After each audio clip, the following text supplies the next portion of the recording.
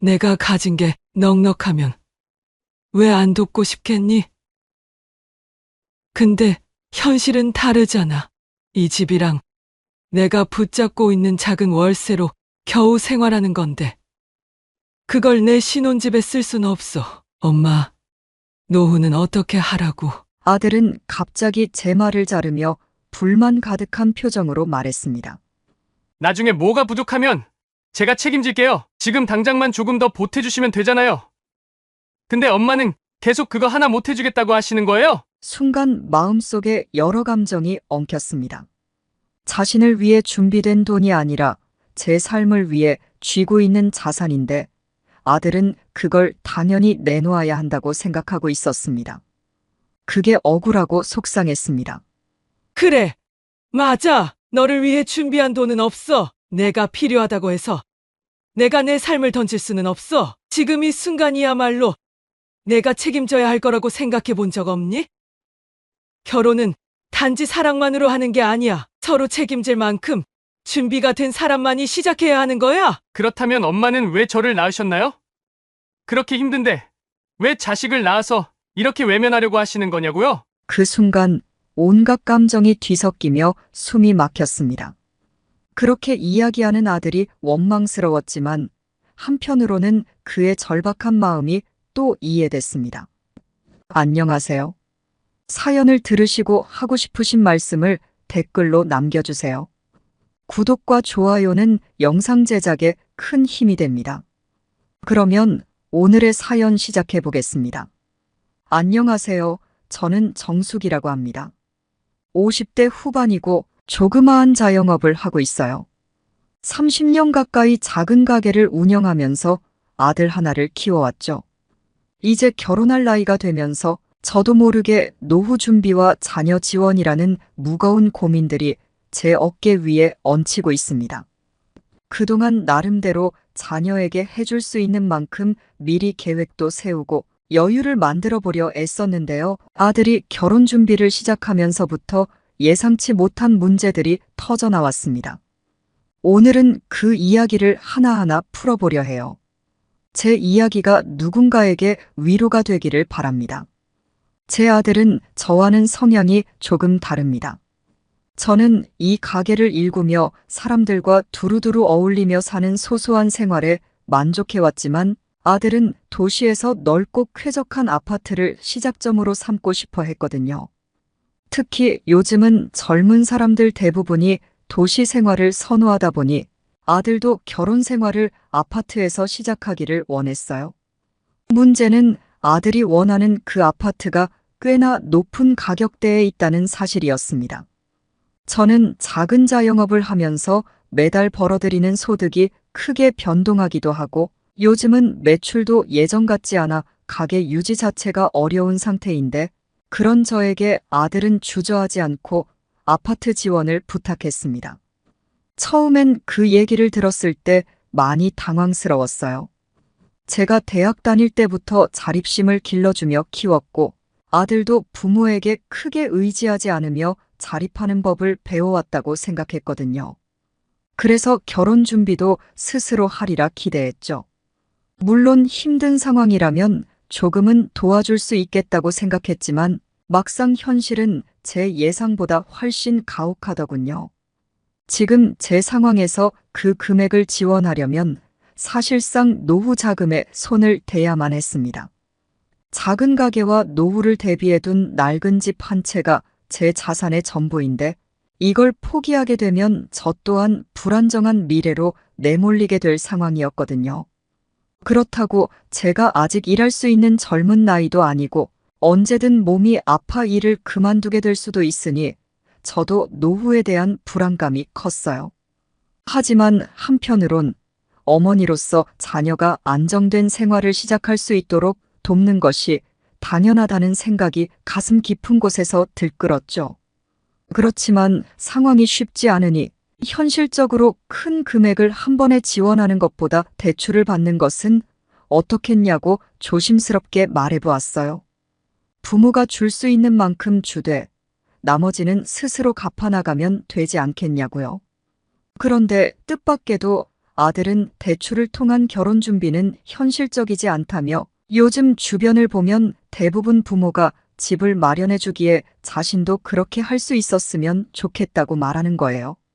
순간 마음이 복잡했습니다. 이 자립심 강한 아들이 언제부터 남들 다 하니까 우리도 해야 한다고 말하게 된 건지 씁쓸하기도 하고 아쉬운 마음이 들었죠. 그래도 저는 아들을 설득해 보려고 했어요. 지금 상황에서 아파트가 아닌 조금 더 저렴한 빌라에서 시작해 보는 건 어떻겠냐고요. 빌라에서 살며 일단 생활 기반을 만들어 나가는 것도 방법 아니겠냐고 조심스럽게 제안했습니다. 그런데 아들은 그 말에 심하게 반대하며 빌라에서 시작하면 경제적으로 더 어려워질 뿐만 아니라 남들에게 부끄러워집니다라는 식으로 말하더군요. 마치 외형적인 성공과 안정감을 드러내는 결혼 생활이야말로 자신의 자존심과도 같다는 듯이 말하는 아들을 보고 정말 당혹스러웠습니다. 이제껏 남들 다 하니까 우리도 해야 한다는 이유로 결혼 준비를 하겠다는 아들의 말을 들으니 대체 이 아이가 어떤 마음으로 결혼을 준비하는 건지 혼란스러웠어요. 남들 눈에 어떻게 비춰질지가 중요해서 결혼을 준비하는 건가 싶어 답답했죠. 정말 진심으로 사랑하는 사람과 함께 미래를 만들어가고 싶은 건지 아니면 단지 남들 눈에 비춰지는 안정된 생활을 보여주고 싶은 건지 저도 헷갈렸습니다. 저도 고민 끝에 아들에게 단호히 말을 꺼냈습니다. 빌라 같은 더 현실적인 선택지부터 고민해 보라고요. 하지만 아들은 차갑게 거절했고 말이 격해지면서 결국 대화는 끝이 나버렸습니다. 더 이상 제 말은 아들에게 와닿지 않는 것처럼 느껴졌어요. 아들이란 존재가 참 어렵다고 느꼈습니다. 이제껏 자립심을 중요하게 여겼던 아들이었는데 어느 순간부터 남들과 비교하고 나의 노후를 부담스럽게 여길 만큼 경제적 지원을 기대하는 그 태도가 낯설게 느껴졌죠. 한참을 가만히 앉아 있다 보니 여러 가지 생각이 밀려들었습니다. 아들의 부탁을 들어주지 않으면 제가 어머니로서의 역할을 외면하는 걸까 하는 죄책감도 들고 한편으론 제 입장에서 감당할 수 있는 현실을 아들이 이해해 주길 바라는 마음도 들었어요. 아들이 이런 고민을 이해하고 받아들일 때까지 얼마나 더 시간이 걸릴지 모르겠다는 생각이 드는 동시에 스스로 결정을 단단히 굳히는 수밖에 없겠다는 생각도 들었습니다. 다음 날 아들과 통화를 하면서 한 번 더 제 입장을 설명해 보았어요. 아들이 진심으로 제 마음을 이해해 주었으면 하는 바람에서였죠. 하지만 아들의 반응은 차가웠습니다. 엄마가 끝까지 안 도와주시겠다는 거죠? 라며 한마디 하고는 대화가 끊어져 버렸습니다. 그 순간 정말로 마음이 무거워졌습니다.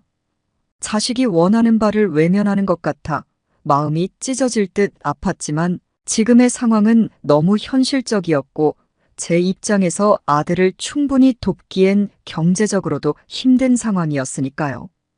그렇게 마음이 답답한 채로 대화는 마무리되었고 아들도 쉽게 받아들이지 못하는 눈치였습니다. 하지만 어쩌겠어요. 아들이 결혼 준비를 하는데 집 마련 문제로 저를 다시 찾아오게 되겠죠. 그러면 그때는 아들도 현실을 받아들이고 차분히 대화를 나눌 수 있기를 기대해 보아야겠어요. 얼마 후 아들은 다시 집에 들러 제게 신혼집 이야기를 꺼냈습니다. 이번에는 혼자가 아니었어요. 아들이 결혼할 사람이라며 저에게 여자친구를 소개했습니다. 제가 처음 마주한 그녀는 아주 깔끔하고 단정한 인상을 가진 사람이었고 아들에 비해 훨씬 차분하고 조용한 성격처럼 보였죠. 서로 짧은 인사를 나눈 후 차를 마시며 이런저런 대화를 이어가고 있었는데 여자친구가 먼저 입을 떼며 정중하게 말을 꺼냈습니다. 어머님, 결혼 준비 때문에 여러 가지로 고민이 많아요. 특히 신혼집 문제 때문에요. 요즘 집값이 너무 비싸서요. 그녀는 조심스럽게 말을 이어갔습니다. 그녀의 부모님도 경제적으로 큰 여유가 있는 편은 아니었기에 신혼집 문제를 양가 부모님이 함께 지원해 주시는 것이 어떻겠냐고 아들과 이야기를 나누었다고 하더군요. 속으로 저는 놀랐습니다. 그간 아들에게 혼자 힘으로 신혼집을 마련해 보라고 여러 차례 말해왔는데 아들이 이 이야기를 여자친구와 함께 꺼내는 걸 보니 두 사람이 집 문제로 상당히 고민했던 모양이었습니다. 여자친구는 당연히 자기 부모님도 최대한 지원을 하겠지만 아들 쪽에서도 같은 금액으로 도와줄 수 있다면 서로 부담이 덜할 것 같다고 했습니다. 순간 저는 복잡한 마음이 들었어요. 상대방 부모님도 최선을 다해주겠다는 그 마음은 감사했지만 그렇다고 제가 더 이상 도울 수 있는 상황도 아니었거든요. 지난번 아들과의 대화로 이미 제 한계를 아들에게는 충분히 전했다고 생각했는데 여자친구까지 함께 와서 도움을 요청하는 걸 보니 마음이 한층 더 무거워졌습니다. 사실 저희도 자립해서 살아가고 싶어요. 그래서 대출도 고려해봤지만 그러면 평생 빚을 갚는 생활이 될까봐 너무 겁이 나요. 여자친구는 조용히 말을 이었습니다. 그 말을 듣고 나니 아들이나 여자친구나 빚에 대한 두려움이 큰 모양이더군요. 충분히 이해할 수 있는 이야기지만 그 말은 결국 다시 저의 재정적 지원을 요청하는 의미로 들렸습니다. 제가 마음이 무겁게 가만히 있자 아들이 옆에서 한마디를 덧붙였습니다. 엄마, 조금만 보태주시면 저희가 더 잘 준비해 볼게요. 지금이 아니면 신혼집을 구하기 정말 힘들 것 같아서요. 아들이 이렇게까지 저를 설득하려 애쓰는 모습이 사실 안쓰러웠습니다. 그리고 저도 여자친구 앞에서 너무 냉정하게 보일까봐 신중히 말했습니다. 글쎄, 아들아. 엄마가 지원을 많이 해주면 여인은 편하겠지만 엄마도 너희 뒷바라지를 위해 모든 걸 걸어야 한다는 건 조금 현실적으로 힘들어. 이 말을 듣고 여자친구는 살짝 실망한 표정을 지었어요. 자존심이 살짝 상하는 듯한 느낌도 들었죠. 아들도 그 말이 못마땅했는지 조금 서운한 듯한 얼굴로 제 눈치를 보더군요. 어색한 침묵이 흐르던 차에 아들은 차라리 실질적으로 도움을 줄 수 없겠냐며 직접적인 요청을 하기로 결심한 듯 했습니다. 엄마가 가지고 있는 낡은 주택을 증여해 주시면 어때요? 저희가 대출을 받기보다는 그렇게 하면 조금 더 안정적으로 시작할 수 있을 것 같아요. 아들의 제안은 저를 다시 한번 흔들어 놓았습니다. 낡은 주택이라지만 제 노후를 위해 붙잡고 있는 마지막 자산이었거든요. 이제껏 몸이 아플 때나 매출이 줄어들 때면 이 주택의 월세가 작은 구멍이라도 메워주는 버팀목이 되어 주었기에 놓기 힘든 자산이었죠. 그 주택을 증여해버리면 제가 노후에 쓸 돈이 없어질 텐데 아들은 그 점에 대해 한 번도 고려하지 않은 채 그 말을 내뱉은 것 같았습니다. 아들아, 그 주택은 내가 알다시피 나의 생활비가 걸린 곳이야. 내가 은퇴하면 아무런 수입이 없잖니. 제 말에 아들은 당황하는 기색을 보이며 여자친구를 슬쩍 쳐다보더군요. 그리고는 조심스럽게 말을 이었습니다. 저희가 엄마 대신 그걸 맡아서 관리하고 조금씩이라도 생활비를 드릴게요. 엄마도 여전히 그 수입을 유지하실 수 있을 거예요. 대신 신혼집에 들어가는 큰 부담이 줄어들 거라 저희가 더 여유롭게 시작할 수 있을 것 같아서요. 그 순간 제 마음은 무척 복잡했습니다. 아들이 저를 설득하려 애쓰는 모습은 안타까웠지만 한편으로는 지금의 제 생활 구조를 이해하지 못하고 저의 미래를 아무렇지 않게 내려놓으려는 것 같아 섭섭하기도 했죠. 아들에게 정말로 도움을 주고 싶지 않은 건 아니었어요. 오히려 주고 싶은 마음이 더 크죠.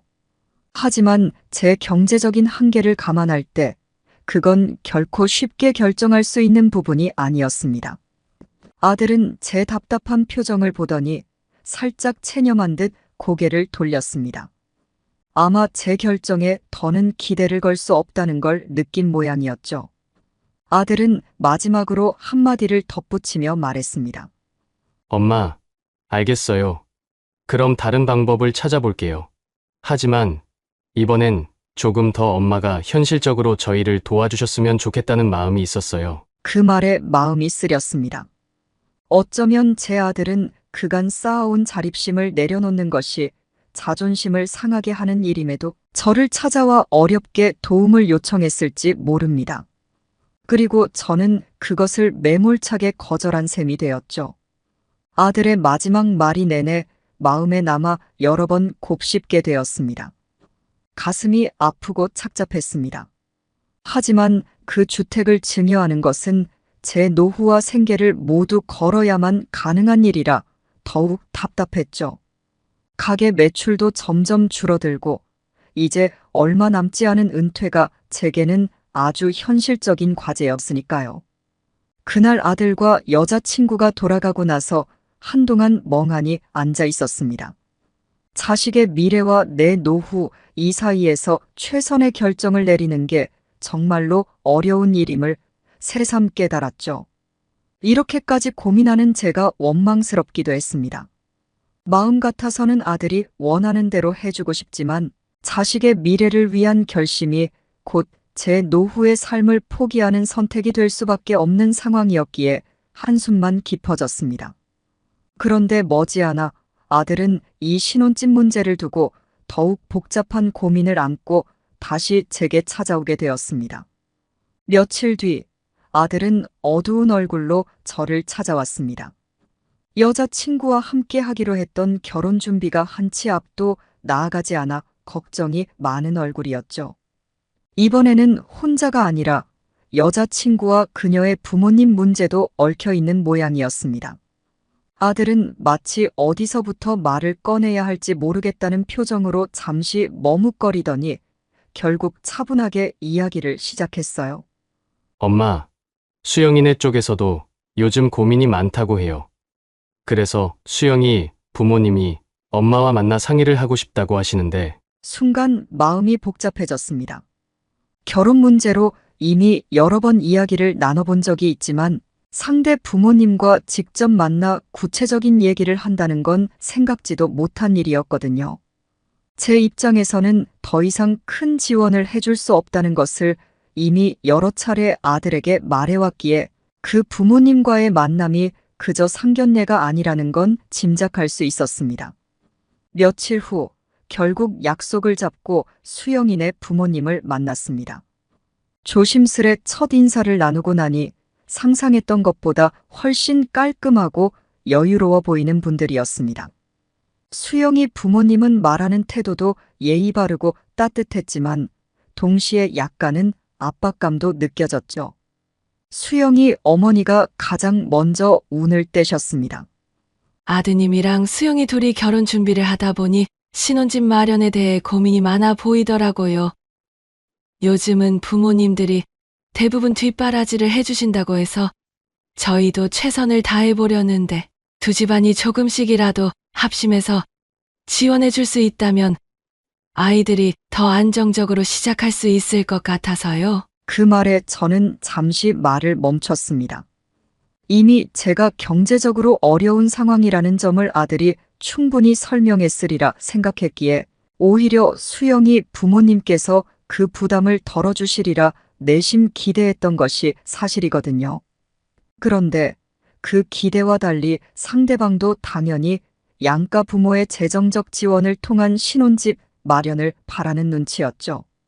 가슴이 답답해져 오면서도 끝내 예의 바르게 대답했습니다. 저희도 자식을 결혼시키는 것이 큰일이라 생각하고 최선을 다하려고 합니다만 사실 저희 형편으로는 집을 마련해 주는 게 어려운 부분이 많습니다. 아들한테도 충분히 설명했습니다만 저희가 할 수 있는 건 아주 미미할 것 같네요. 제 말을 들은 수영이 어머니는 살짝 놀란 듯한 표정으로 저를 바라보며 고개를 끄덕이더니 돌려서 부드럽게 말을 이었습니다. 아, 그럼 정말로 지원이 어려우신 건가요? 사실 수영이 아버지랑 제가 생각할 때는 요즘 남자 쪽에서 주택을 준비해오는 경우가 많아서 조금 기대를 하고 있었습니다. 저희도 아이들 혼수나 필요한 살림은 다 준비해주겠다고 생각하고 있었고요. 수영이 어머니의 말에 마음이 더 무거워졌습니다. 결혼 준비에 있어 남자 쪽에서 집을 마련해 오는 것이 상식이냐는 그녀의 말은 분명 우리 쪽에 부담을 지우고 있었습니다. 그리고 제가 느낀 것처럼 그녀 또한 대놓고는 아니지만 저희 쪽이 의무를 다하지 못하고 있다는 인상을 내비치고 있었죠.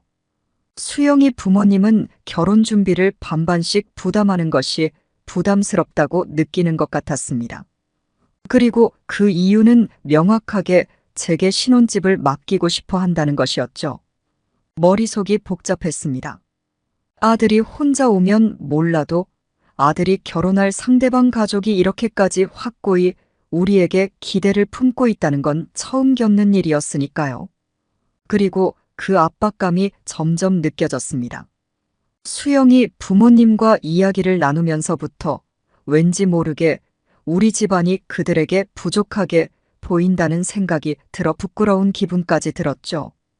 더구나 아들 역시 수영이 부모님의 말에 동조하는 것처럼 보였어요. 그간 저와의 대화에서는 어느 정도 이해한 듯 했으면서 정작 결혼 문제에 있어서는 여전히 경제적 지원을 원하고 있다는 것을 보니 그간의 대화가 허탈하게 느껴졌습니다. 내가 해줄 수 있는 게 무엇인지 분명히 말했는데도 저희 쪽이 그저 책임을 다하지 못한다고 생각하는 것인가? 라는 생각에 내내 마음이 답답해졌죠. 결국 그 자리에서 대화는 흐지부지 끝나버렸습니다. 아들은 상심한 듯 했지만 저도 속으로는 그저 묵묵히 지켜볼 수밖에 없었습니다. 상대방 부모님과의 만남 이후 아들이 다시 찾아왔을 때는 이번에는 더욱 명확히 경제적 지원을 요청했어요. 그는 더 이상 한 발짝 물러설 생각이 없다는 눈치였죠. 엄마, 진짜 이번에 신혼집을 못 마련하면 결혼 자체가 힘들어질 것 같아요. 수영이네 쪽에서는 더 이상 남자 쪽에서 집을 준비하지 않으면 결혼하기 어려울 것 같다고 하셔서요. 아들의 말에 제 가슴이 먹먹해졌습니다. 결혼이 어려울 것 같다는 아들의 말 속에는 분명 어머니로서 도와주지 않으면 너의 자식이 결혼을 하지 못하게 된다는 압박감이 서려 있었어요. 그 말을 듣고 나니 복잡했던 감정은 이제 단순한 서운함을 넘어 분노에 가까워지고 있었죠. 그간 제가 자녀를 위해 어떻게 살아왔는지, 어떤 마음으로 자녀들을 길러왔는지를 생각하니 더욱 견디기 어려운 마음이 들었습니다. 그렇게 묵묵히 생각을 정리하던 차에 저는 결국 단호히 입을 열었습니다. 아들아, 만약 엄마가 그렇게까지 해서 여의가 원하는 걸 이루어주면 그게 엄마 인생의 전부라고 생각하는 거니? 제 말에 아들은 한동안 저를 말없이 쳐다보았습니다. 그리고 잠시 침묵이 흐른 뒤 아들은 작게 한숨을 내쉬더니 힘없이 대답했습니다. 알겠어요. 엄마. 아들은 저의 대답을 듣고 속상한 듯 보였습니다. 제 마음을 아프게 하려는 건 아니라는 걸 압니다. 그저 신혼집 문제를 해결해 결혼하고 싶어 한다는 건 잘 알고 있죠. 하지만 그날 아들과의 대화로 더는 주저할 수 없다는 걸 느꼈습니다. 스스로 어쩌면 그동안 마음 한편에 남아있던 도와줘야 한다는 마음을 단단히 접어야겠다는 생각이 들었어요. 아들이 원하는 삶과 제가 지켜야 할 노후의 안전은 서로 양립할 수 없는 문제였으니까요. 다음 날 저는 아들에게 아파트 대신 조금 더 현실적인 대안을 마련하자고 다시 제안해 보았습니다. 그리고 이런 결혼 준비로 저와의 관계가 더 멀어지기 전에 자신이 진정 원하는 결혼이 무엇인지, 그리고 그것을 이루기 위해 어떤 선택이 현명할지 다시 한번 생각해 주기를 진심으로 바랐습니다. 하지만 아들은 제 말을 쉽게 받아들이지 못했고 결국 저희 둘 사이에는 조금씩 감정의 골이 깊어졌습니다. 하지만 저는 이런 대화가 더 필요하다는 생각이 들었어요. 결혼은 단지 남들의 기대에 맞추어 시작하는 게 아니라 서로의 현실을 이해하고 존중할 수 있는 바탕에서 출발해야 한다는 생각이 제 마음 깊이 자리 잡았으니까요. 아들과의 감정의 골이 깊어지고 있을 때 아들은 더 이상 문제를 끌 수 없다며 단도직입적으로 저를 찾아왔습니다. 그날은 아들이 꽤나 심각한 표정이었어요. 저도 불안했지만 최대한 냉정을 유지하려고 노력했습니다. 아들은 저를 앉혀놓고 차근차근 자신의 고민을 털어놓았습니다. 엄마, 이제는 수영이랑도 얘기하면서 점점 혼란스러워지고 있어요. 수영이는 도저히 빌라나 작은 주택에서 시작하는 걸 받아들이기 어려워하는 것 같아요. 아마 부모님이 오래전부터 수영이한테 좋은 생활을 기대하게 하신 것 같아. 그런데 그런 기대에 내가 못 미치는 것 같아서 점점 더 자존심이 상해요. 저는 잠시 말을 잃었습니다. 아들의 이런 솔직한 심정을 듣자 그간 아들이 저에게 지원을 요청했던 이유가 어느 정도 이해가 되기도 했습니다. 아무리 자립심이 강한 아들이라 해도 연인에게 부족함을 느끼게 하고 싶지 않은 마음이었겠죠. 그리고 그 부족함이 남겨줄 상처와 후회는 두려움으로 다가왔을 겁니다. 하지만 저는 여전히 아들의 이 말을 그대로 받아들이기가 어려웠어요. 내가 너에게 해줄 수 있는 것을 전부 주었고, 앞으로도 그럴 생각이야. 그런데 너희가 원하는 생활 수준을 맞추기 위해 내 노후 자금을 다 쓰는 건 정말 어렵단다. 엄마도 이제 나이를 먹어가면서 더 이상 돈을 벌 수 있는 여유가 없다는 걸 너도 알잖니? 그러나 아들은 여전히 이해하기 어려운 듯 보였습니다. 그날 대화는 그저 아들로 하여금 점점 더 답답한 상황을 만들어줄 뿐이었죠. 시간이 흐를수록 두 사람 사이의 결혼은 점점 더 불투명해지는 듯 했습니다. 아들은 여전히 저의 지원을 바라고 있었지만 상황이 그리 녹록지 않다는 걸 이미 충분히 알고 있었기 때문이죠. 며칠 후 아들은 더욱 혼란스러운 마음으로 저를 찾아왔습니다. 마치 모든 것을 포기하고 싶다는 듯한 표정으로 말이죠. 제가 가슴이 아프긴 했지만 한편으로는 아들에게 스스로 감당할 수 있는 만큼만 짊어지고 살아가길 바라서 단단히 결심한 상태였습니다. 엄마, 사실 수영이랑 그만 만나야 하나 하는 생각이 들어요. 순간 제 심장이 철렁 내려앉았습니다. 무슨 소리야? 그렇게 오래 만나고 결혼까지 생각한 사람인데 갑자기 왜? 사실 수영이네 부모님이 남자 쪽에서 집을 해오지 않으면 결혼이 어렵다는 식으로 이야기하셨어요. 근데 난 엄마가 이렇게나 어려운 상황에서까지 도와주기를 바라지 않아. 그렇지만 그걸 내가 감당할 수 있을지 모르겠어요. 너무 벅차요. 아들의 말은 제 마음을 복잡하게 했습니다. 아들이 스스로의 한계를 느끼며 지치고 있다는 건 알겠지만 어쩌면 지금이 현실을 제대로 마주할 수 있는 기회가 아닐까 하는 생각이 들었습니다. 저는 최대한 차분히 말을 꺼냈습니다. 사랑하는 사람과 함께할 때는 외적인 조건보다 서로의 진심과 현실에 대한 이해가 더 중요해. 만약 수영이도 너와 같은 마음으로 함께하길 원한다면 작은 집에서부터 시작하더라도 행복할 수 있을 거야. 만약 집 문제로 결혼이 힘들다면 그건 두 사람 모두에게 무거운 짐이 되지 않을까. 아들은 한동안 제 말에 아무 대답도 하지 않았습니다. 어쩌면 이미 그 점을 알고 있었을지도 모릅니다. 하지만 막상 사랑하는 사람과의 결혼을 포기하는 것은 또 다른 고통이었겠죠. 아들이 고민을 털어놓으며 한동안 깊은 침묵이 흘렀고 저는 손을 잡으며 결정을 내릴 수 있도록 조용히 기다렸습니다. 그러던 어느 날 아들은 다시 저를 찾아왔습니다. 이번엔 결혼을 위해 새로운 타협안을 제시할 거라 기대했는데 아들은 저를 놀라게 할 결정을 내렸더군요. 엄마, 수영이랑 결혼을 잠시 미루기로 했어요. 저도 한참을 고민했는데 지금 이 상황에서 엄마한테 이렇게까지 부탁을 하는 게 아닌 것 같아서요. 수영이도 아직 준비가 안 되어 있다고 해서 일단 서로 시간을 갖기로 했어요. 저는 마음이 아리면서도 한편으로는 가슴 깊은 곳에서 안도감을 느꼈습니다. 아들은 결혼에 대한 무거운 부담감에서 잠시 벗어났지만 여전히 미래에 대한 고민과 무게는 남아있을 것이기에 쉽게 이 상황이 끝날 거라고는 생각하지 않았습니다. 하지만 아들이 스스로 결정을 내린 것만으로도 안쓰러우면서도 자랑스러웠죠. 아들은 다시 제게 찾아올 때마다 아파트나 결혼에 대한 부담스러운 이야기를 꺼내지 않았습니다.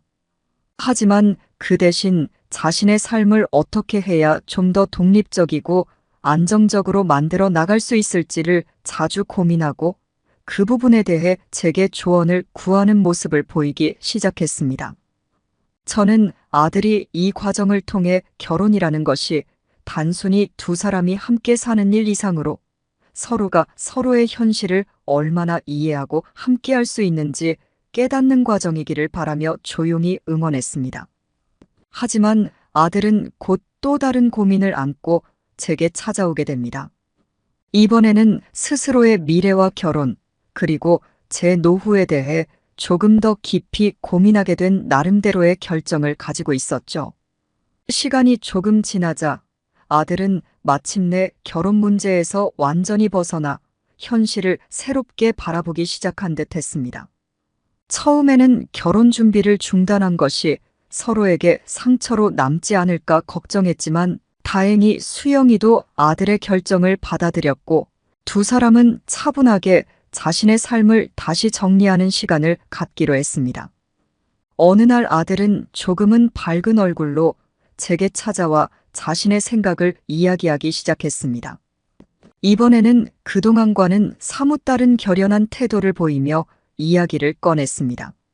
엄마, 그동안 엄마한테 너무 무리한 요구를 했던 것 같아요. 수영이랑 신혼집 문제로 엄마한테 집이나 돈을 부탁했던 게 지금 돌이켜보면 정말 죄송해요. 그땐 남들처럼만 살아가고 싶은 마음에 제가 얼마나 욕심을 부렸는지 제대로 깨닫지 못했어요. 아들의 말을 듣고 제 마음이 복잡해졌습니다. 그간 결혼을 위한 지원을 부탁할 때마다 답답했던 순간들이 주마등처럼 스쳐갔죠. 지금처럼 현실을 이해해주고 저를 이해해주는 말을 해주는 게 얼마나 고마운지 모릅니다. 아들은 잠시 말을 멈추더니 차분하게 앞으로의 계획을 털어놓기 시작했습니다. 제가 결혼 문제에 대해서 좀 더 생각해 본 결과 혼자서 좀 더 독립적으로 준비를 해보려고요. 수영이랑 결혼 문제도 해결되지 않은 채 엄마한테 무리하게 부탁을 했던 것 같아서 먼저 제 경제적 기반을 다지는 게 중요하겠더라고요. 제가 먼저 작게라도 아파트 계약금을 준비해 보고 싶어요. 그 후에 그 집에서 자립해 나가면서 수영이와 결혼도 다시 이야기할 수 있을 것 같아요. 그동안 아들은 결혼을 당연하게 여기고 당장 결혼을 하기 위해 부모의 지원이 필요하다는 생각에 사로잡혀 있었습니다. 하지만 이제 스스로 준비하고 현실적인 조건을 갖춘 후 결혼을 진행해 나가겠다는 아들의 결심이 무척이나 기특했습니다.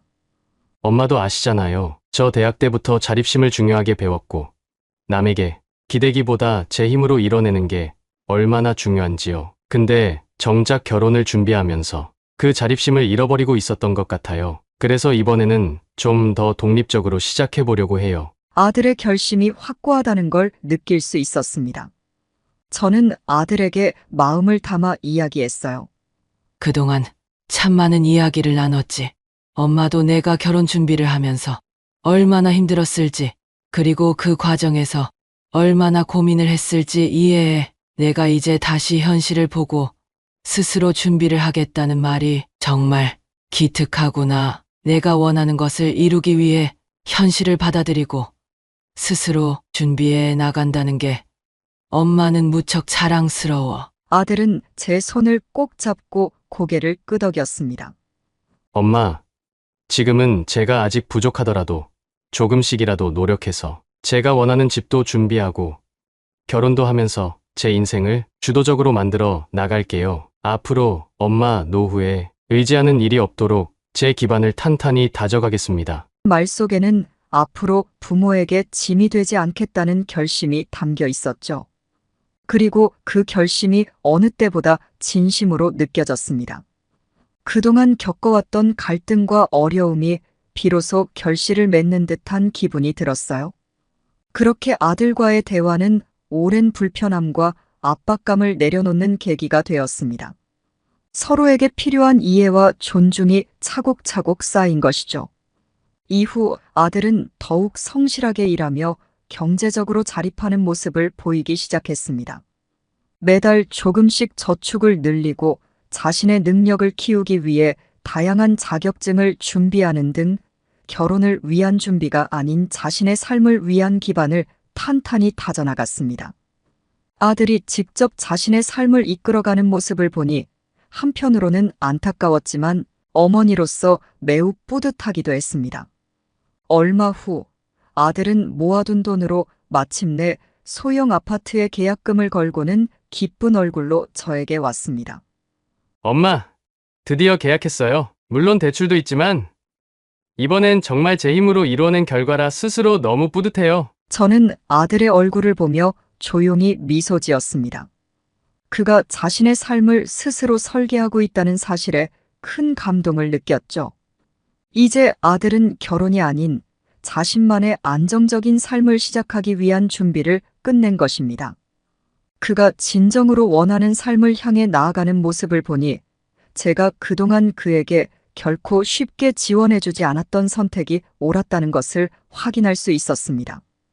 그리고 아들은 이제 마음을 정리한 채 수영이와 결혼을 이야기하기 위해 다시 만날 준비를 하고 있었습니다.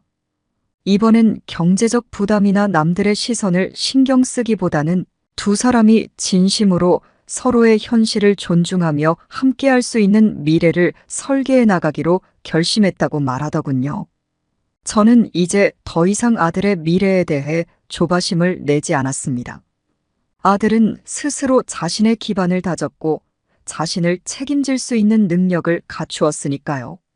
앞으로는 제 노후에 대한 걱정 없이 저 또한 저만의 삶을 누리며 아들의 새로운 출발을 편안히 응원할 수 있게 되었습니다.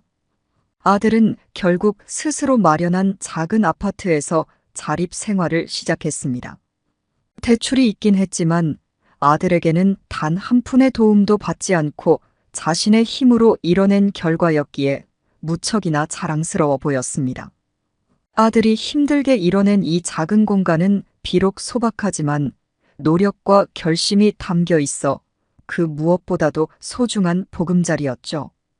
그런 아들을 보며 저 역시 묘한 안도감과 함께 아들이 참 대견하게 느껴졌습니다. 아들이 자리를 잡으면서 저와의 관계도 한결 부드럽고 편안해졌습니다. 이제는 서로 경제적으로 의지하지 않겠다는 아들의 결심 덕분에 오히려 우리 사이가 더 가까워졌죠.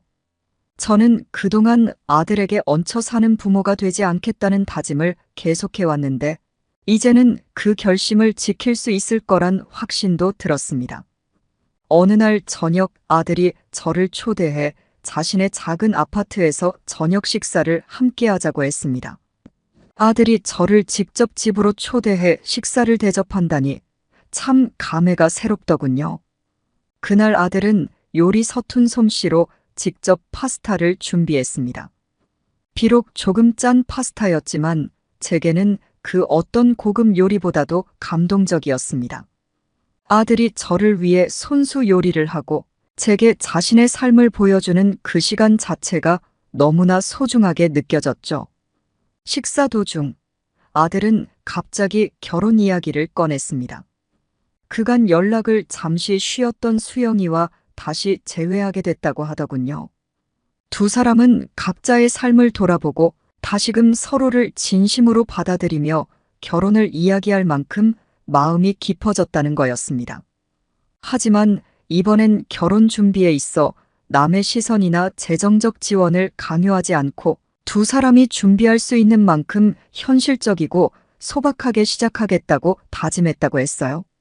엄마, 이번엔 수영이랑 진짜 우리 둘만의 결혼을 준비하려고 해요. 어쩌면 처음 계획했던 것보다 훨씬 소박한 시작이 될지 몰라요. 하지만 그렇게 해도 우리 둘이 함께 만들어 가는 인생을 기대하게 돼요. 아들은 한동안 말을 멈추더니 제게 고개를 숙이며 작은 선물을 건넸습니다.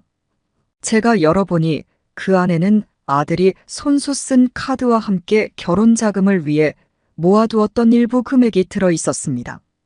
엄마, 그동안 저만 생각하며 욕심을 부렸던 게 참 후회스러웠어요. 그리고 엄마가 나에게 주었던 자립심이 결국 오늘의 저를 만들었다는 것을 절실히 느꼈어요.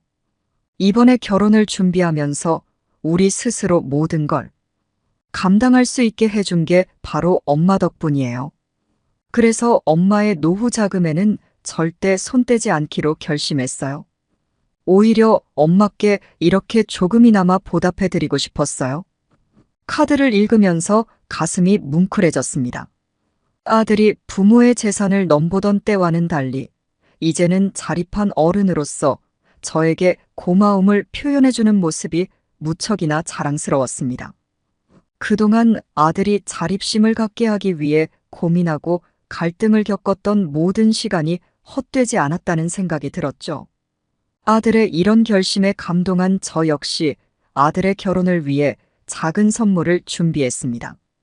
오랫동안 모아두었던 소중한 저축 중 일부를 꺼내서 아들에게 건넸습니다.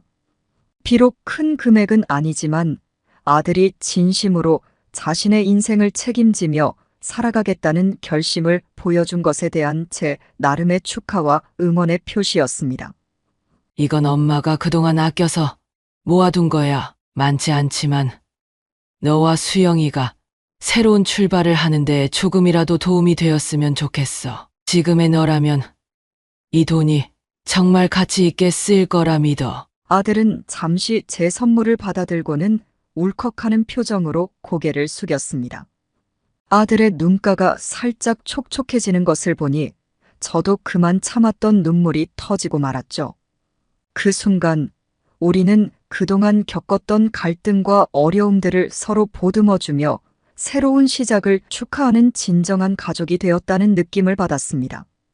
그 후로 결혼 준비는 순조롭게 진행되었습니다. 이번엔 두 사람 모두 현실적인 기준에 맞춰 작은 집을 꾸미고 소박한 결혼식을 준비하기로 했어요. 남들처럼 큰 예식장이나 화려한 신혼집은 아니지만 두 사람의 손길이 가득 담긴 공간과 예식은 그 자체로 너무나 따뜻하고 아름다웠습니다. 결혼식 당일 저는 결혼식을 보며 눈시울이 뜨거워졌습니다. 아들은 이제 진정으로 자신의 인생을 책임질 줄 아는 어른이 되었고 수영이와 함께 현실을 마주하며 살아갈 준비가 되어 있었으니까요. 결혼식을 마치고 나서도 아들은 수영이와 함께 제게 꾸준히 안부를 전해왔습니다. 특히 아들은 자신이 마련한 작은 아파트에서 시작한 결혼 생활을 자랑스럽게 이야기하며 점차 가정을 이루어가는 기쁨을 표현하곤 했죠. 때로는 수영이와 함께 저희 집에 와서 직접 요리를 해주고 때로는 저를 집으로 초대해 그동안 나누지 못했던 대화와 웃음을 함께 나누었습니다. 무엇보다 저의 노후에 대한 걱정이 점점 줄어들고 있다는 사실이 기뻤습니다. 아들은 더 이상 경제적 지원을 바라지 않았고 오히려 제가 나이가 들면서 조금씩 도움을 주겠다고 나서기도 했습니다. 아들이 결혼 후에도 한결같이 저를 챙겨주고 자신의 가정을 다정하게 꾸려가는 모습을 보니 세상 무엇과도 바꿀 수 없는 행복감이 들었죠. 이제는 아들과 수영이가 제게 손주 소식을 전해주길 기다리고 있습니다. 아들은 그간 겪어왔던 갈등과 경험을 바탕으로 아마도 자신의 아이들에게 자립의 중요성과 소중함을 가르쳐 주겠죠. 아들이 자신의 인생을 온전히 책임지는 모습은 제가 바라던 최선의 결말이었고 그 모습 덕분에 더는 노후에 불안감 없이 행복한 마음으로 남은 시간을 보내고 있습니다. 이제 저는 여유롭게 제 삶을 즐기며 그동안 자식 때문에 미뤄두었던 여행도 다니고 새로운 취미를 즐기며 지내고 있습니다. 아들은 자신의 인생을 책임질 만큼 성숙했고 저는 오롯이 저만의 삶을 즐길 수 있게 되었으니까요. 그 누구의 짐이 되지 않는다는 것은 저에게 진정한 평안과 행복을 선사해 주었습니다. 이번 사연을 듣고 어떤 생각이 드셨나요? 하고 싶으신 말씀을 댓글로 남겨주세요. 앞으로 계속 흥미로운 사연을 듣고 싶으시다면 구독과 좋아요 부탁드리겠습니다. 항상 평안한 하루 되시길 바라겠습니다. 감사합니다. 엄마, 대체 왜 이렇게까지 하세요? 우리한테 좀 미리 나눠주시면 엄마도 편하고 우리도 불안하지 않잖아요. 민호가 다급하게 목소리를 높였어요. 제가 자식을 위해 얼마나 헌신해 왔는지 아는 애가 저런 말을 하다니 너무나 황당하고 어이가 없더군요. 그런데 그 순간 유진이까지 거들었죠. 그래요, 엄마. 우리도 가족인데 왜 그리 벽을 두세요? 아버지가 남겨주신 건데. 유진의 말에는 은근한 원망이 섞여 있었습니다. 그 순간 제 안에서 뭔가 차갑게 식어가는 게 느껴졌어요. 안녕하세요. 제 이름은 김영희입니다. 서울에서 67년을 살아왔고 지금은 남편과 자식들 대신 작은 식당 하나를 지키며 살아가는 사람입니다. 인생 대부분을 남편과 자식들을 위해 헌신하며 살아왔습니다. 남편과 함께 결혼해 아들 민호, 딸 유진이를 낳고 누구보다 정성껏 키웠다고 자부합니다. 어릴 적에는 민호가 학교에서 상장이라도 받아오면 세상을 다 가진 것처럼 기뻤고 유진이가 첫 월급을 타서 용돈을 쥐어줄 때는 눈물이 날 정도로 감사했습니다. 이제는 자식들이 커서 제법 사회에서 자기 자리를 잡았으니 늦게나마 혼자만의 삶을 조금이라도 찾아야겠다는 생각도 들지만 사실 마음 한구석은 여전히 자식들을 기다리는 제 모습이 낯설기도 합니다. 사실 저는 남편을 먼저 보내고 나서 외로움을 크게 느끼고 있습니다. 남편과 자식들 모두가 있던 집이 이제는 너무도 조용합니다. 남편은 워낙 건강했기에 병에 걸려서 몇 년을 아픈 끝에 떠난 게 아닙니다. 오랜 직장 생활로 쌓인 스트레스를 크게 견디지 못했는지 퇴직 후 얼마 되지 않아 갑자기 심장마비로 세상을 떠났습니다. 그날 이후로 저는 이 집에 혼자 남게 되었고 자식들이 이제는 제 전부나 다름없다는 생각을 많이 합니다. 제가 외롭고 힘든 만큼 아이들이라도 제 곁을 더 자주 찾아주길 바라면서요. 하지만 현실은 참 다르더군요. 작년 명절 때 일이었어요. 명절이 다가올 때면 저는 몇 주 전부터 준비에 들어가곤 했습니다. 시장에 가서 민호가 좋아하는 갈비, 유진이가 유독 좋아하던 잡채 재료를 사두고 한 번에 먹기 좋은 전과 나물도 미리 준비해 두었죠. 손주들도 좋아할 간식까지 사오느라 짐이 많아 무거웠습니다. 집에 와서 짐을 풀고는 명절날을 상상하며 그저 웃고 있는 저를 보니 참으로 제 모습이 남 같았습니다. 명절 전날 유진이한테 전화를 했습니다. 유진아, 이번에는 일찍 오는 거지? 엄마가 너 좋아하는 잡채도 많이 해놨어.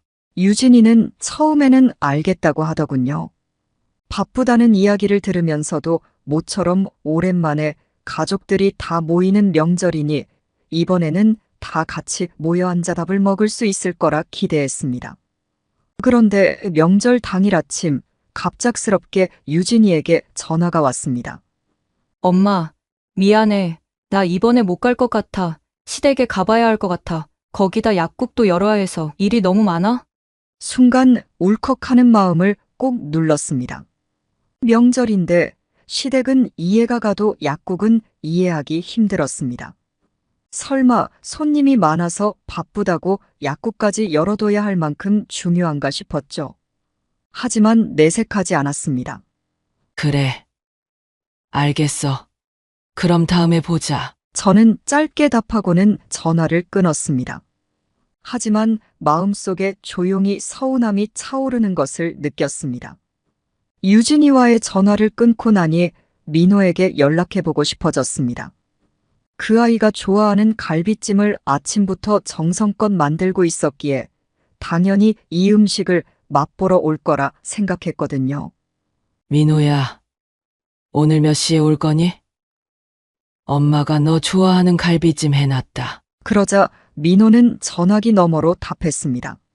엄마, 나 이번에 못 갈 것 같아. 회사에서 급한 일이 생겨서 말이야.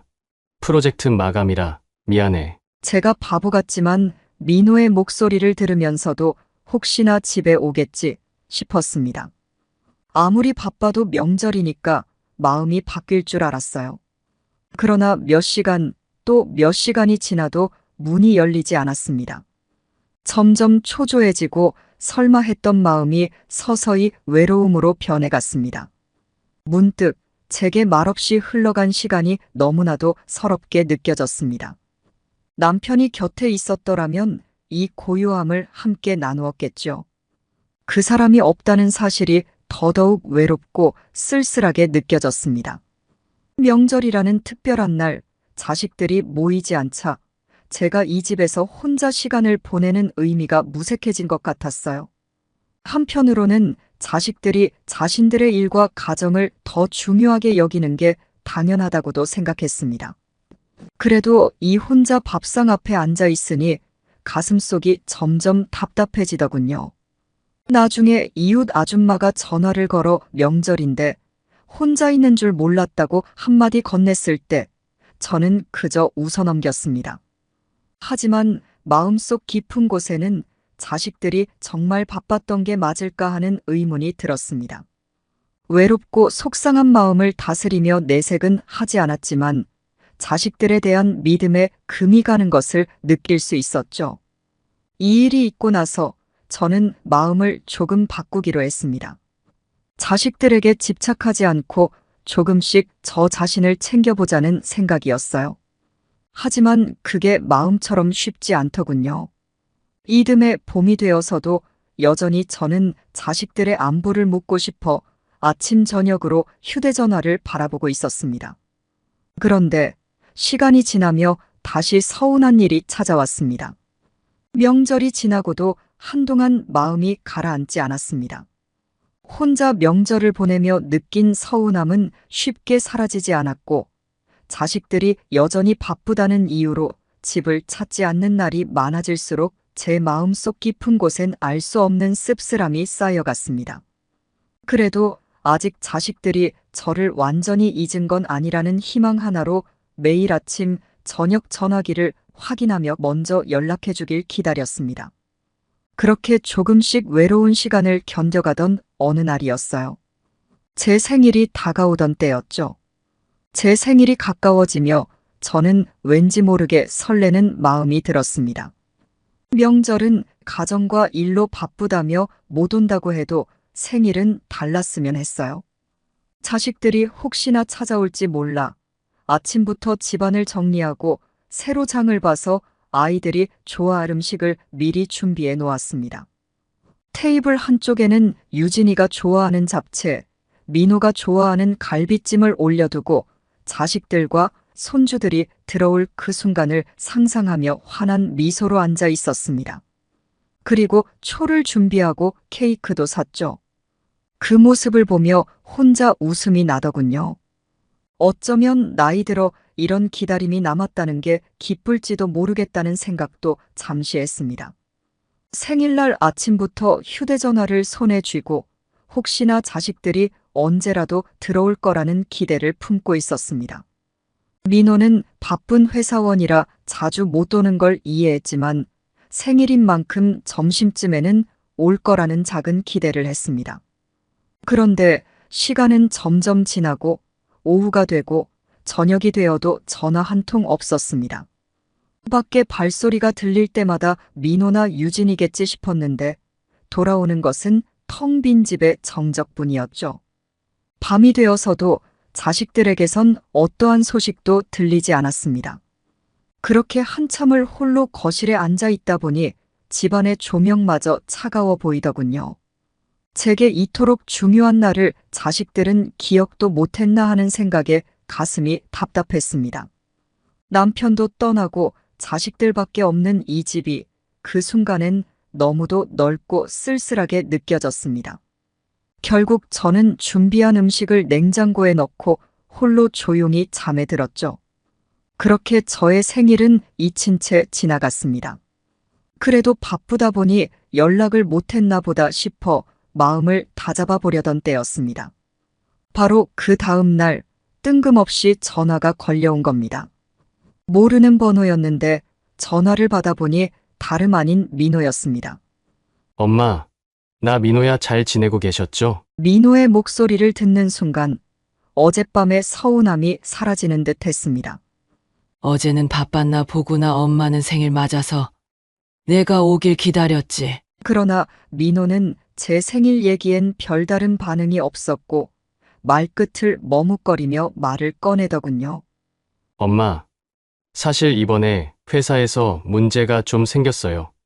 프로젝트가 잘 안 풀려서 승진도 힘들어질 것 같고, 엄마, 아버지가 남긴 돈 좀 빌려주실 수 있어요? 순간 저는 아무 말도 할 수 없었습니다. 생일날조차 잊고 지낸 자식이 대뜸 돈 얘기를 꺼낸다는 것이 믿기지가 않았습니다. 명절에도 안 오고 생일에도 연락조차 없던 자식이 이제 와서 무슨 염치로 돈을 요구하는 건지 모르겠다는 생각에 저도 모르게 차가운 목소리가 나왔습니다. 민호야, 너 어제 엄마 생일인 거 알았니? 하고 물었죠. 잠시 침묵이 흐른 뒤 민호가 작은 소리로 대답했습니다. 미안해요. 엄마 어제는 신경 쓸 여유가 없어서 이번에 이 일만 해결되면 효도도 할게요. 아버지가 남겨주신 돈 조금만 빌려주세요. 그제야 저는 왜 자식이 갑자기 전화를 했는지 알 것 같았습니다. 그날 이후로 밤마다 혼자서 제 인생을 돌아보는 시간이 많아졌습니다. 제 모든 것을 바쳐 아이들을 키워온 인생이 왜 이렇게 공허하게 느껴지는지, 자식들을 위해 희생했던 시간들이 왜 이렇게 허무하게 여겨지는지 답답한 마음을 숨길 수 없었습니다. 하지만 엄마란 이름 때문에 그렇게 무작정 거절하지 못했습니다. 그 아이가 여전히 제 자식이고 제가 기댈 곳 없는 외로운 삶을 보내는 만큼 자식들이라도 무사히 살아가는 것이 중요하다고 여겼기 때문입니다. 결국 저는 돈을 보내기로 결심했습니다. 다만 마음 한구석에는 이걸 정말 잘한 일인지에 대한 의문이 계속 맴돌았습니다. 분명 돈을 필요로 하는 상황은 이해했지만 제 생일조차 기억하지 못한 채로 도움을 요청한 자식이 다시 찾아올지에 대한 확신이 없었습니다. 민호가 약속을 지킬 거라는 믿음으로 돈을 보내고 난 뒤 다시는 이런 일이 없길 바랐습니다. 그러나 그로부터 몇 달이 지나 또다시 제 마음을 저미는 일이 찾아왔습니다. 민호에게 돈을 보내준 후 자식들과의 연락은 더 멀어져 갔습니다. 돈이 필요할 때는 급하게 연락했던 민호였지만 돈을 보내주고 나니 한동안 소식이 끊긴 채 무소식이었습니다. 그때마다 밀려드는 씁쓸함을 억누르며 어머니로서 그저 자식들이 잘 살기를 바라며 하루하루를 견디고 있었죠. 그리고 시간이 지나 또다시 큰 실망을 하게 될 일이 일어났습니다. 이후로 저는 자식들이 바쁜 나날을 보내고 있다고 애써 이해하려 했습니다. 하지만 한 번씩 자식들의 거짓말이 느껴질 때면 마음이 무너져 내리곤 했습니다. 제가 바라는 건 자식들이 솔직하게 그리고 조금만 더 진심 어린 마음으로 저를 대하는 것이었지만 현실은 그러지 못했습니다. 몇 달 전 유진에게 전화를 걸어 집에 오겠냐고 물었을 때였습니다. 명절 이후 오랜만에 보고 싶어 연락한 것이었지만 유진은 그때도 바쁘다며 주저하는 듯 했습니다. 그래도 이번엔 얼굴이라도 볼 수 있겠거니 했죠. 엄마, 이번에 중요한 세미나가 있어서 좀 어렵겠어. 해외로 나가야 해. 세미나만 끝나면 연락할게. 유진의 말에 저는 실망감과 서운함을 억누르며 알겠다고 말했습니다. 마음 한편으로는 늘 그러하듯 곧 괜찮아지겠지 생각하며 이해하려 했죠. 그런데 그로부터 며칠 후 동네 시장에서 유진의 약대 동기 어머니를 우연히 만나게 되었습니다. 그 어머니는 환하게 웃으며 인사를 건네고는 이런 말씀을 하셨어요. 영희 씨, 그나저나 지난주에 지수랑 유진이랑 제주도 워크샵 갔다 왔다면서요? 둘이 참 재밌게 놀았다고 하더라고요. 그 순간 저는 그 자리에 얼어붙은 듯 멈춰 서 있었습니다. 제주도라니요? 유진은 분명 해외 세미나에 간다고 하지 않았나요? 그 어머니의 말이 차라리 실수였기를 바랐지만 그럴 리가 없다는 것을 직감할 수 있었습니다. 가슴 한편에선 화가 나기보다도 쓸쓸함과 씁쓸함이 밀려들었죠. 제가 유진에게 다시 전화를 걸어 확인을 하고 싶었지만 괜한 일로 자식과 더 멀어질까봐 애써 참았습니다. 그저 자식이 바쁘니 그러려니 다시 올바른 길로 돌아오겠거니 하며 마음을 다잡았죠. 며칠 뒤엔 민호와의 약속을 잡으려 전화했을 때였어요. 저녁에 함께 밥을 먹자고 제안했지만 민호도 역시 같은 이유를 대며 바쁘다고 했습니다. 엄마, 요즘 프로젝트 때문에 정신이 없어서 잠시 연락을 못 드릴 것 같아요. 저는 민호가 분명 회사 일에 열심이라는 것을 알기에 무리해서라도 보자는 말은 꺼내지 못했습니다. 그날도 민호의 거절을 애써 이해하려 했죠. 그러나 며칠 뒤 동창회에서 우연히 만난 친구 어머니를 통해 다시 알게 된 사실은 또 다른 거짓말이었습니다.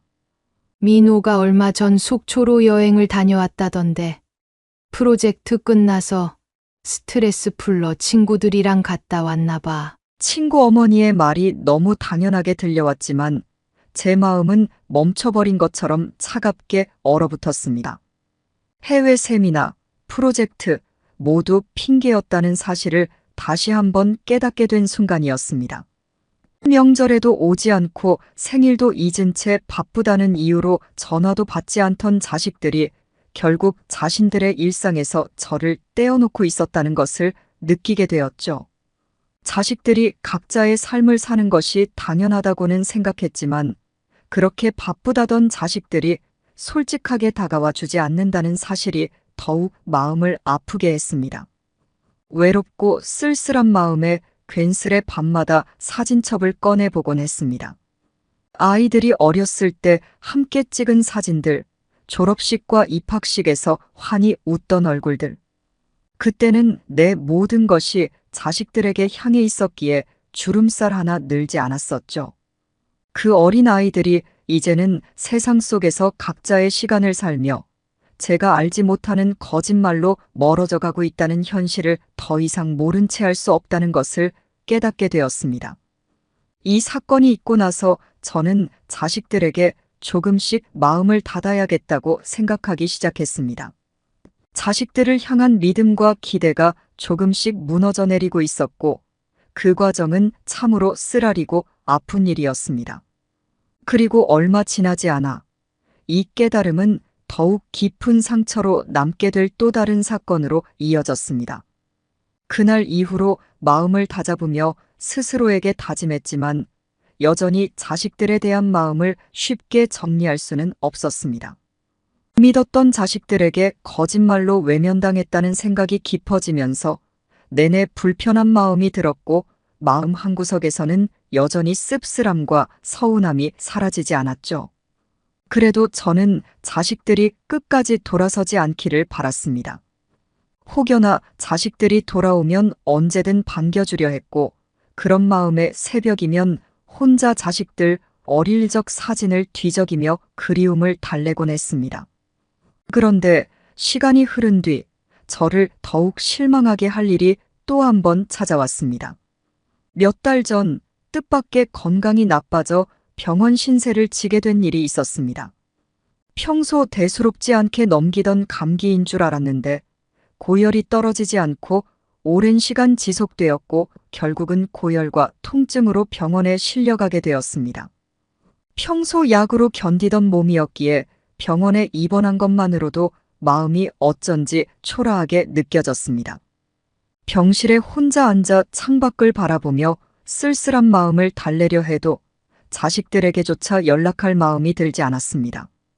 어차피 바쁘다며 오지 않겠지. 이런 생각이 들어 자식들에게 연락할 엄두가 나지 않았던 거죠. 입원 기간이 길어지면서 외로움은 점점 깊어졌고 병실 침대에 누워있는 동안엔 수없이 자식들에게 연락해 볼까 하는 생각이 들었습니다. 하지만 제가 직접 연락하지 않으면 자식들은 절 찾지 않을 거라는 씁쓸한 예감이 들어 결국 한 번도 연락을 하지 않았습니다. 그렇게 수일을 병원에서 혼자 지내며 퇴원 준비를 하고 있던 날, 제 휴대전화가 울렸습니다. 화면에 뜬 발신자 이름은 유진.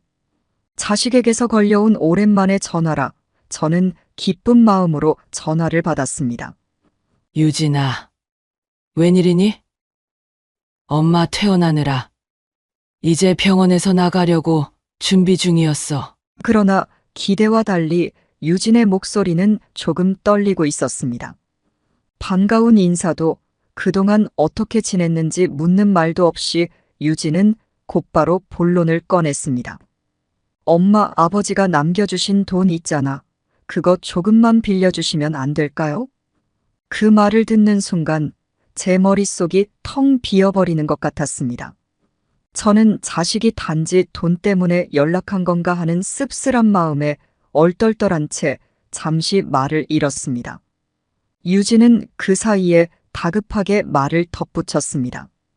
약국 새로 인테리어를 하느라 대출받은 걸 갚아야 하는데 코로나로 경기도 나빠지고 환자도 없어서 힘들어. 진짜 이번만 좀 도와줘. 아버지가 남긴 돈이라니까.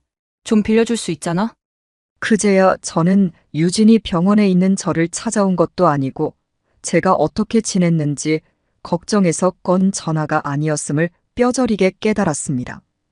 자식들이 처음엔 모처럼 반가운 목소리를 내며 병실 문을 열고 들어오지는 않을까 기대했던 제 마음이 어찌나 엄오하게 느껴지던지요. 유진의 말이 이어질수록 점점 더 제 가슴이 무거워졌습니다. 마치 눈앞에 작은 금이 가기 시작한 유리창이 무너져 내리는 듯한 기분이었습니다. 하지만 그 순간에도 저는 유진을 다그치거나 화를 낼 수 없었습니다. 비록 속으로는 수많은 감정이 들끓고 있었지만 그 모든 말을 삼키고 저는 조용히 답했습니다. 알겠어. 너도 사정이 어려울 텐데. 이번 한 번만 도와줄게. 제 말에 유진은 고맙다고 하면서도 곧바로 전화를 끊어버렸고 그때까지도 병원에 있던 제 상황을 묻지 않았습니다. 저는 통화가 끝난 뒤 차가워진 휴대전화를 한참 들고만 있었습니다. 그렇게 이번에도 다시 실망을 삼키고 자식이 필요로 하는 대로 내어주고 말았습니다. 그리고 이 일이 있고 며칠 후 민호에게서도 비슷한 내용의 전화가 걸려왔습니다. 민호 역시 다급한 목소리로 이번에 부동산 경기가 안 좋아 사업이 무너질 위기에 처했다고 하더군요. 엄마, 정말 이번만 제발 도와주세요. 아버지가 남기신 돈이 있으시잖아요. 유진과 똑같은 상황에서 같은 말로 도움을 요청해오는 자식들의 모습을 보며 제 마음은 점점 돌처럼 차가워져 갔습니다. 평생 가족을 위해 모든 걸 희생하고 살아왔던 제가 결국엔 자식들에게 그저 금전적인 의지처로 여겨지는 건 아닌지 하는 생각이 들어 외롭고 서글펐습니다. 하지만 또다시 외면하지 못하고 이번에도 민호의 요청을 들어주기로 했습니다. 연락도 없이 혼자 병원에 입원해 있어도 찾아오지 않는 자식들.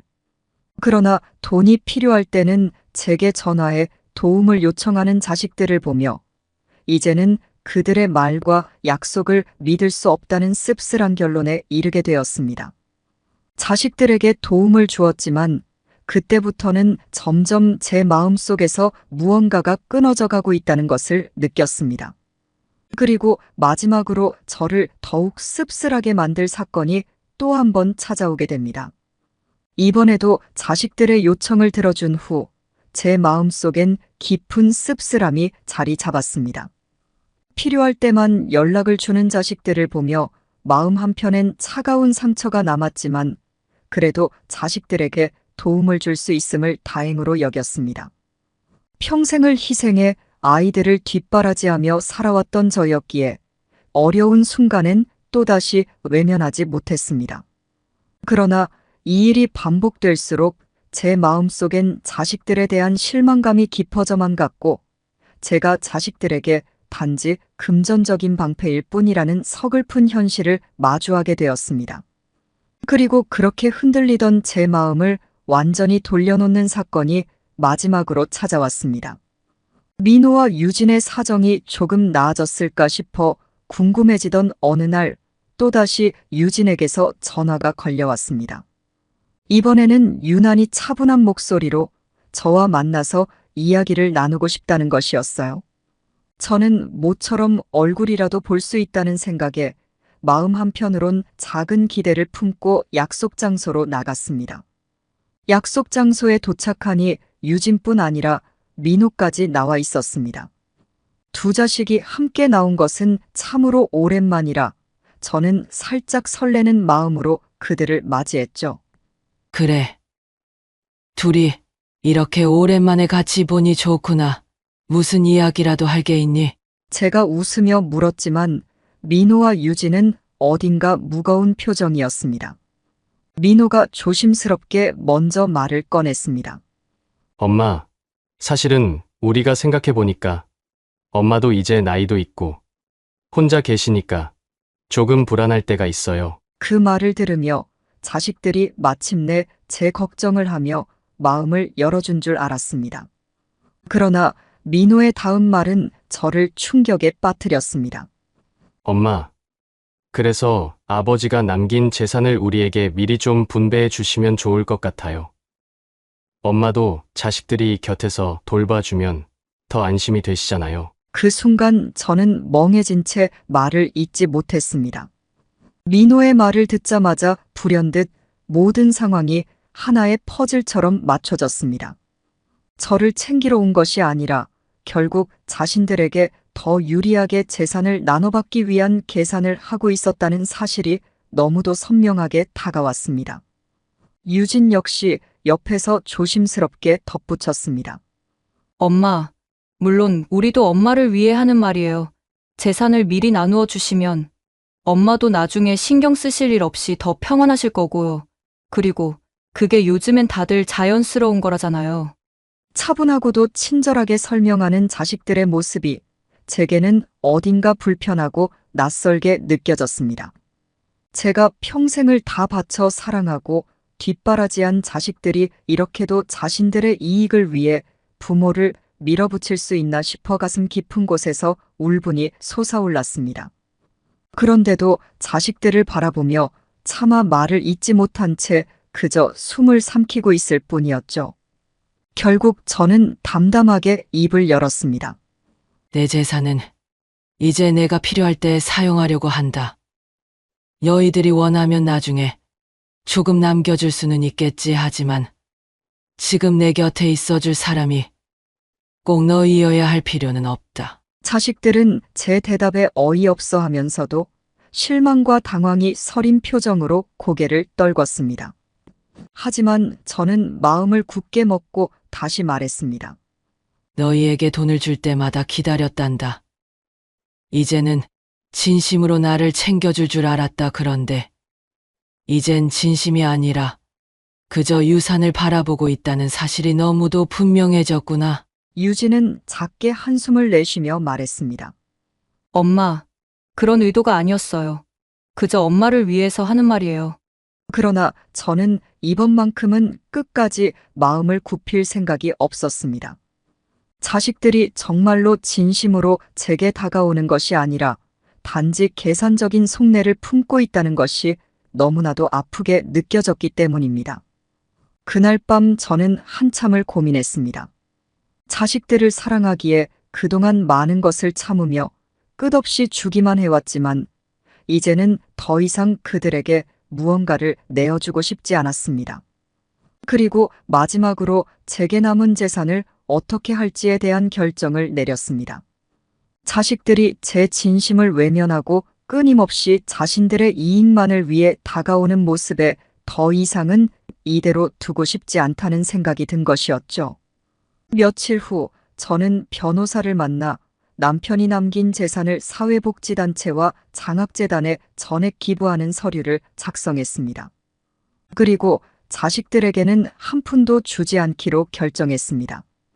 더 이상 줄 수 없다는 것이 제 마지막 결정이었고, 그동안 속절없이 자식들을 위해 바쳐온 저의 희생에 대한 마지막 선물이었습니다.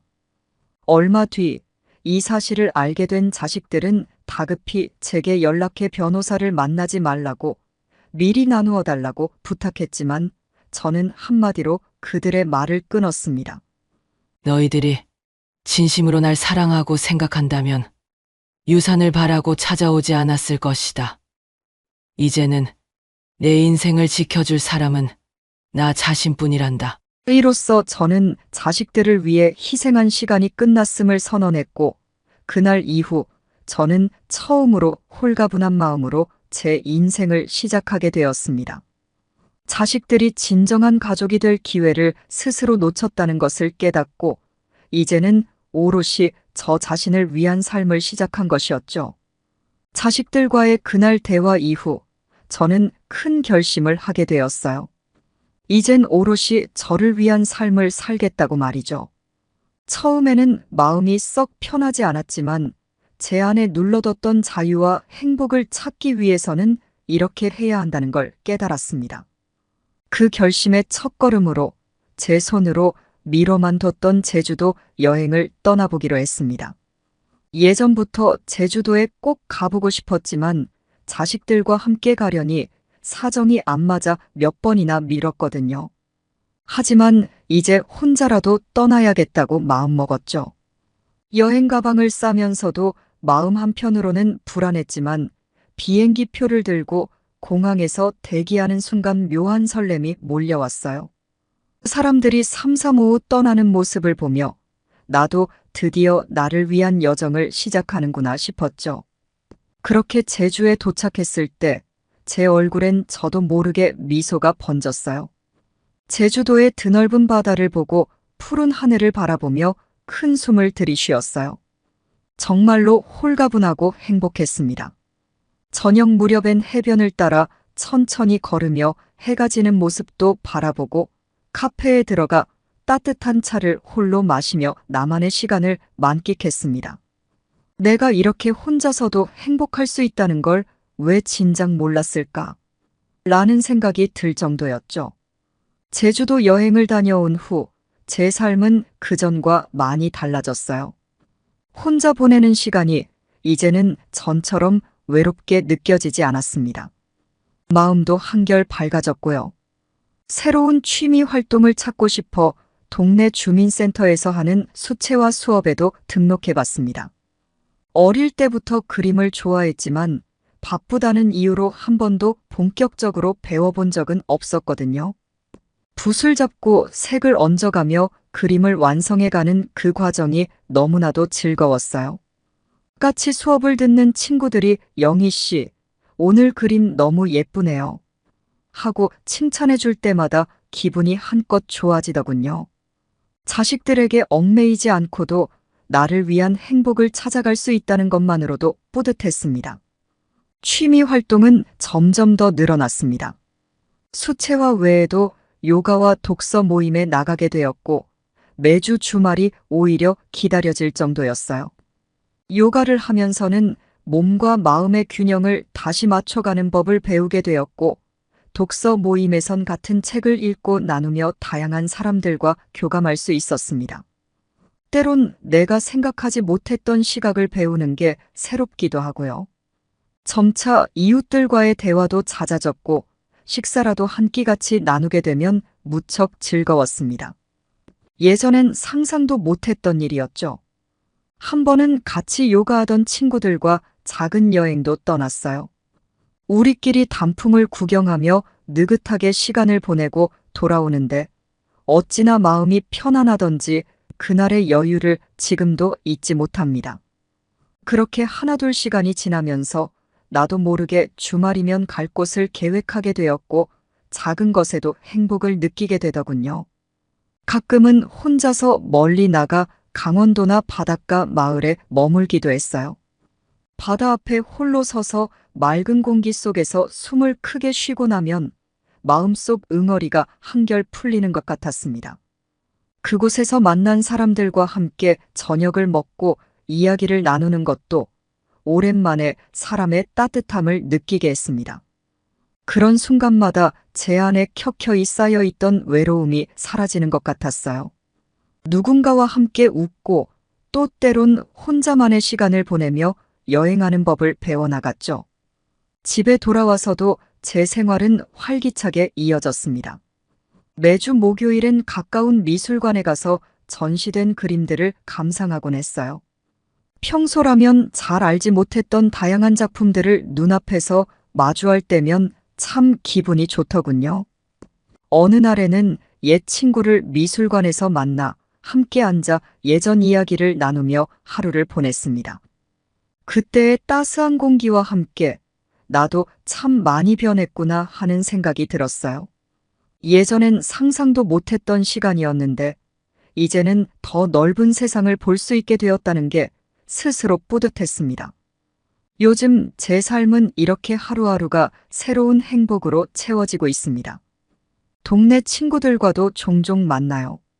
함께 시장에 다녀와서는 새로 배운 요리법을 시도해 보기도 하고 마음 맞는 사람들과 소소하게 근교 산책도 다니고 있습니다. 주말마다 산이나 들판을 걸을 때면 자연 속에서 나 자신을 발견하는 기분이 듭니다. 이런 소소한 순간들이 참 소중하고 그동안 너무 놓쳐왔던 건 아닌가 싶더군요. 어느 날 아침 우연히 거울 속에 비친 제 얼굴을 보며 잠시 멈춰서게 됐어요. 한결 밝아진 눈빛과 편안한 미소가 낯설면서도 반가웠습니다. 그동안 아이들 걱정에 사로잡혀 살던 내 모습이 아니라 오롯이 김영이라는 나 자신으로 살아가는 그 얼굴이 기쁘게 느껴졌어요. 그래서 그날 저는 조용히 혼잣말을 했답니다.